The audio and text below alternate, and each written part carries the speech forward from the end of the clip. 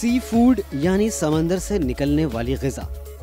ये ग़िज़ा ज़्यादातर झींगों और मछलियों की कई अक़साम पर मुश्तमिल है। दुनिया में बहुत कम लोग होंगे जो सी फूड इस्तेमाल ना करते हों। सूबा सिंध और बलूचिस्तान बहरा अरब के किनारे वाक़ हैं, जिसकी बिना पर यहाँ माहीगीरी की सनत से हज़ारों लोग वाबस्ता हैं, क्योंकि पाकिस्तानी समंदरी हुदूद भी सी फूड की शक्ल में खुदा की नेमतों से माला माल है। पाकिस्तान के समंदरों से हासिल की जाने वाली मछली और झींगे अपने साइज, क्वालिटी और ग़िज़ायत के बायस दुनिया भर में पसंद किए जाते हैं। मुल्क की चंद इंडस्ट्रीज जो बड़ा ज़र मुबादला कमाकर पाकिस्तानी मईशत को सहारा दिए हुए है, फिशिंग इंडस्ट्री भी इन्हीं में से एक है। पाकिस्तान की ओवरऑल एक्सपोर्ट अगर आप देखें तो यहाँ की जो एक्सपोर्ट है सी फूड इंडस्ट्री की, उसने इम्प्रूव किया है दूसरे के मुकाबले में। टेक्सटाइल आप ले लें, राइस ले लें, तो लास्ट ईयर इनमें फिर भी कुछ डिक्रीज आए, लेकिन एक्सपोर्ट जो सी फूड की है ना, ये बढ़ी है। पाकिस्तानी सी फूड का जायका दुनिया के बहुत से ममालिक से मंगवाए जाने वाली सी फूड से मुनफरिद है। माहिरीन इसकी वजह यहाँ के समंदर के गर्म पानी को करार देते हैं। यही वजह है कि दुनिया भर में लोग पाकिस्तानी सी फूड को ज्यादा पसंद करते हैं और उसकी अच्छी कीमत देते हैं। पाकिस्तान में मछली का इस्तेमाल यूरोपीय ममालिक की निस्बत कम है। उसकी एक वजह इसका महंगा होना है, क्योंकि तरक्की याफ्ता ममालिक हमारे सी फूड की अच्छी कीमत देते हैं, जिसकी वजह से 90% बरामद कर दिया जाता है। सिर्फ 5 से 10% ही मकामी आबादी इस्तेमाल करती है। यही वजह है कि पाकिस्तान में सी फूड के इस्तेमाल का रुझान कम है। यहाँ ये दिलचस्प बात बताते चलें कि मछली और झींगे के शिकार के अलग अलग तरीके हैं।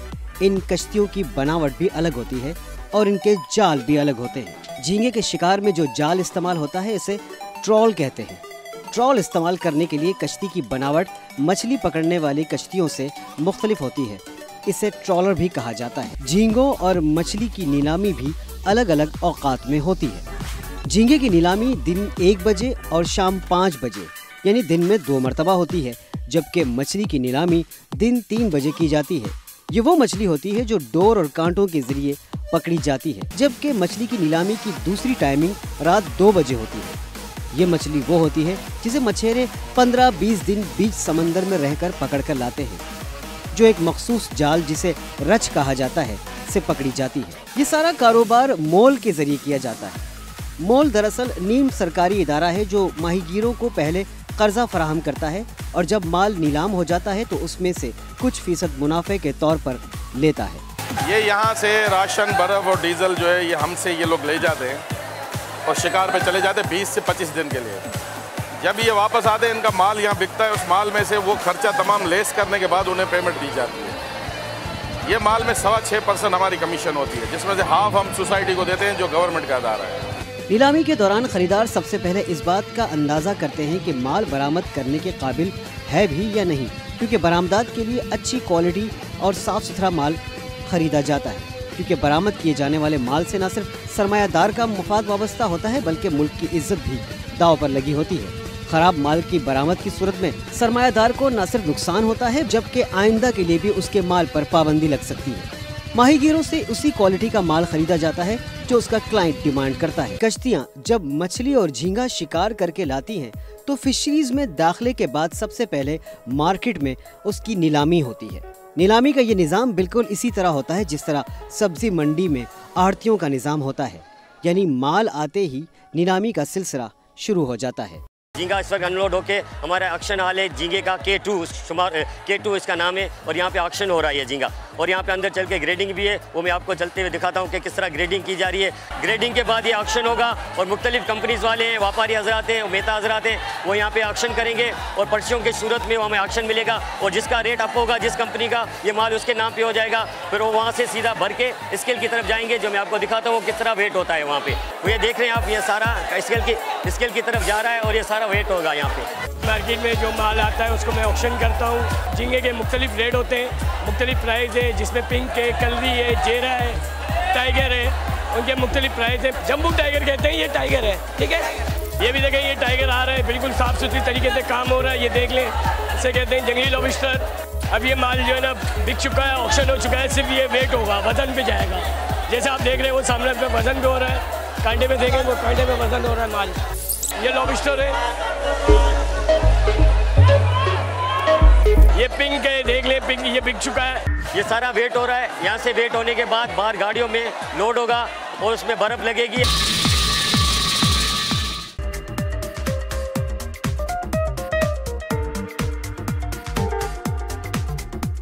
झींगे की शक्ल में लाया गया माल खरीदने के बाद ऑक्शन मार्केट से फैक्ट्री मुंतकिल किया जाता है। ये डी-एडिंग हो रही है, किसी क्लाइंट की ज़रूरत होती है डी-एडिंग के लिए कहते हैं, और किसी की एड के साथ, और ये सारी डी-एडिंग हो रही है। डी-एडिंग के बाद यहाँ ग्रेडिंग होगी। ये ग्रेडिंग हो रही है, साइज़ ग्रेडिंग, मतलब क्वालिटी वाइज साइज़ अलग करते हैं, और इसके बाद इसकी प्रोसेसिंग पैकिंग आ जाती है। इसके बाद ये पैकिंग आ गई है, ये पैकिंग हो रही है। पैकिंग के बाद वेट करते हैं। बायर की रिक्वायरमेंट होती है 1.8, 2 kg और 1 kg, जैसे भी उनकी रिक्वायरमेंट होती है वो यहाँ प्रोसेसिंग में करते हैं और वेट करते हैं। ये वेट हो रहा है। वेट होने के बाद इसको पानी डालते हैं, मार्किंग के बाद डब्बे में लगाते हैं, डब्बे के बाद फिर ट्रे में लगाते हैं। इसके बाद ये डब्बे में लग गया माल। डब्बे के बाद कंटेंट फ्रीज़र में जाएगा। आइए, कंटेंट फ्रीज़र में रखा जा रहा है, और कंटेंट फ्रीज़र लोड करने के बाद -40 पे 2.5-3 घंटे के अंदर ये फ्रीज़ हो जाता है। फ्रीज़ होने के बाद इसको निकाल लेते हैं और मास्टर कार्टन बनते हैं। फिर इसके साइजिंग से मास्टर कार्टन बनते हैं। आइए आपको मास्टर कार्टन दिखा दें। ये मास्टर कार्टन है, और यहाँ मास्टर कार्टन बनते हैं और इसके बाद कोल्ड स्टोर में जाते हैं। मछली को खराब होने से बचाने के लिए उसे हर वक्त बर्फ में रखा जाता है। फैक्ट्री पहुंचने के बाद माल को यहाँ भी बर्फ लगाकर ही रखना पड़ता है ताकि गर्मी से माल खराब ना हो जाए। उसके बाद माल की ग्रेडिंग का अमल शुरू होता है। ग्रेडिंग के अमल के बाद मछली और झींगों की सफाई की जाती है, और खरीदारों की मांग के मुताबिक कुछ मछली और झींगे बगैर काट पीट के पूरे पैक कर दिए जाते हैं, जबकि कुछ में से गैर ज़रूरी आज़ा या ऐसी चीज़ें जो खाने की नहीं होती निकाल दी जाती हैं। छिलका उतर रहा है, यानी छिलका उतर रहा है। छिलका उतरने के बाद या छिलका पील होने के बाद आइए मैं आपको वॉशिंग दिखाता हूँ। यहाँ वॉश होता है, धुलता है माल। वॉशिंग मशीन है, और यहाँ पील होने के बाद माल लाते हैं और इसको यहाँ वॉशिंग करते हैं। वॉशिंग के बाद वॉशिंग होती है। ये वॉशिंग मशीन है।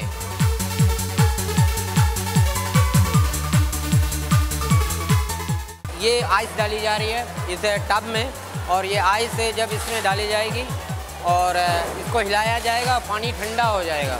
पानी ठंडा हो जाएगा, उसके बाद इसके अंदर श्रिम्प रखा जाएगा। श्रिम्प 10, 15, 20 मिनट के अंदर रखेंगे। इसका टेम्परेचर बहाल हो जाएगा, ठंडा हो जाएगा। उसके बाद इसको उठा के पैकिंग पे देंगे। ये हमारा रॉ मटेरियल रिसीविंग एरिया है, और यहाँ से हमारे यहाँ माल आता है। उसके बाद यहाँ पे वेट करने के बाद इसको यहाँ से प्रोसेसिंग हॉल की तरफ ले जाया जाता है। ये प्रोसेसिंग हॉल की जो रिसीविंग एरिया है, वहाँ से प्रोसेसिंग हॉल में जो माल जाता है वो इस तरीके से इस रास्ते से जाता है।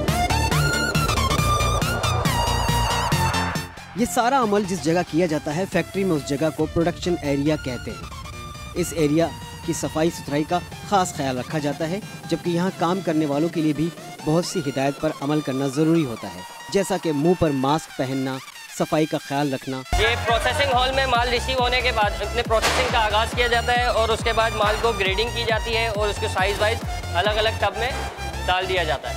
उसके बाद ये सारा आगे वॉशिंग और प्रोसेसिंग की तरफ आगे चले जाता है। यहाँ पे ग्रेडिंग होने के बाद ये इस तरीके से माल इधर आ जाता है टब्स में, और यहाँ से ये वॉशिंग की तरफ आ जाता है। और अब ये वॉश होगा, यहाँ पे माल वॉश होने के बाद ये आगे फ्रीजिंग की तरफ चली जाएगा। ये वॉश होने के बाद यहाँ टेबल पे आ गया है। अब ये अपनी अपनी ट्रे में माल लगाएंगी,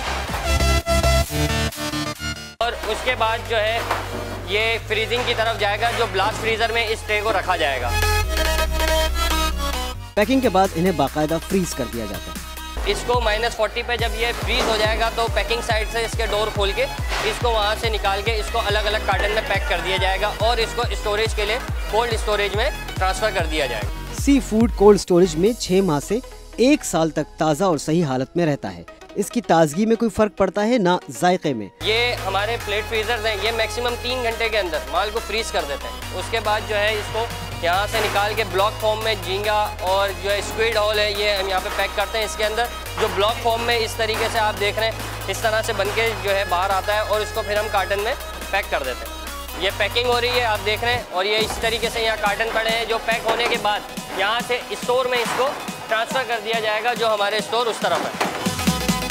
पैकिंग वाली साइड पे आ गए, यहाँ पे एक टनल तैयार हो चुका है, उसको वो खोल रहे हैं और इसमें से सारा मटेरियल ट्रेज वगैरह को बाहर निकाल रहे हैं। अब ये ट्रे जो है आगे फर्दर पैकिंग की तरफ जाएंगी, और ये जैसे आगे टेबल आपको दिख रहा है, इस टेबल पे ये सारी वर्किंग हो रही है।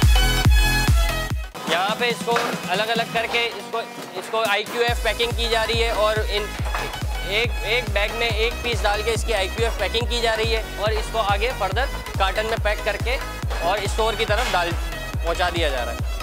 ये वहाँ से कार्टन में डाल के इनको दे दिया गया है। अब ये यहाँ पे वेट करके पर कार्टन 10 kg पैक करके आगे दे देते हैं, और उसके बाद वो आगे अपनी स्ट्रिप्स वगैरह लगा के इसको फाइनलाइजेशन पे स्टोर में डाल दिया जाता है। उसके बाद वो डिस्पैच के मरहले पे आ जाता है। ये डिस्पैच का मरहला है, यहाँ से कंटेनर लोडिंग हो रही है, और ये हमारा जो है कंटेनर स्टफ होने के बाद ये आगे एक्सपोर्ट हो जाएगा। बैरून मुल्क के ऑर्डर आने की सूरत में रेफ्रिजरेटर के जरिए शिप पर भेज दिया जाता है। पाकिस्तानी सी फूड ज्यादातर दुबई, सऊदी अरब और कुवैत समेत मशरिक़ वस्ता के ममालिक में बरामद किया जाता है। इसके अलावा मकामी सतह पर मछली की बड़ी तादाद घरों के अलावा बड़े बड़े होटल्स को फरोख्त की जाती है। ज़रूरत इस बात की है कि माहीगीरी जैसी मुनाफा बख्श सनत को मज़ीद तरक्की देने के लिए न सिर्फ माहीगीरों को सहूलियात फराहम की जाए, बल्कि माहीगीरी के तरीक़ों में मज़ीद जिद्दत लाई जाए, ताकि मुल्क को ज़्यादा से ज़्यादा ज़र मुबादला हासिल हो सके। YouTube पर गूगली न्यूज़ देखने के लिए youtube.com की सर्च बार में गूगली न्यूज़ TV टाइप करें। गूगली न्यूज़ के पेज पर सुर्ख रंग के सब्सक्रिप्शन वाले बटन पर क्लिक करना ना भूलिए। YouTube पेज पर अपलोड होने वाली वीडियो से बाखबर रहने के लिए बेल आइकन पर क्लिक कीजिए। आपको हर नई वीडियो के बारे में नोटिफिकेशन मौसूल हो जाएगा।